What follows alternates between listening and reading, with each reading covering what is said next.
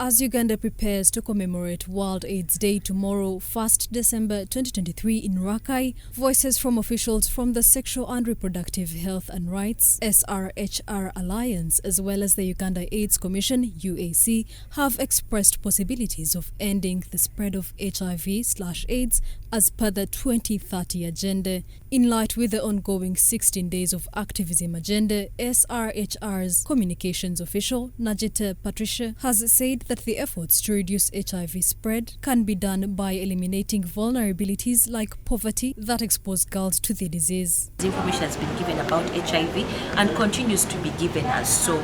But if we don't take away the vulnerabilities like poverty, if we don't take away things like unemployment, if we don't take away issues and challenges that make women susceptible to the various issues or experiences that make them vulnerable and therefore expose them to HIV, then we are not making a complete journey. She also noted a few measures that can be enforced towards the combat of the number of HIV cases registered in the country. Tell people that it's still there, it's still real, and that they need to protect themselves. But again, as they protect themselves, as the government, we should make various efforts to take away the vulnerabilities of girls and women so that then they can best able to protect themselves. Meanwhile, the head of HIV Prevention at Uganda AIDS Commission, UAC, Dr. Byamukama, gave note of the group of people that are seen to be most affected by HIV disease. From sex workers to fishing communities to divorced widows and widowers, separated men and women, would say those stop the HIV progress. But when we come down and look at young women, adolescent girls and young women, girls between the age of 15 and 29, we notice that the highest number of new HIV infections in the whole country are occurring in that group. With sexual intercourse still standing as the most common mode of transmission of HIV, Dr. Byamukama noted that mother-to-child transmission follows at about 14%.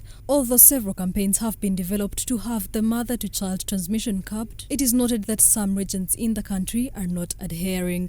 Our challenge comes that a significant number of those women abandon treatment, and it depends on the business. So communities where there's so much business engaging women who must move and abandon to new communities, we see them not adhering to treatment. But also see it in communities where there's high stigma, because where women are being stigmatized and battered. Dr. Byamukama also noted that one of the challenges the country is facing is the lack of enough funding to help aid HIV/AIDS response. Also, in the light of reduced donor funding, he stated some of the strategies that can be adopted to raise funds for HIV response. Of course, the first one is to maintain our donors, but the government has also increased funding allocation, especially for buying antiretroviral drugs.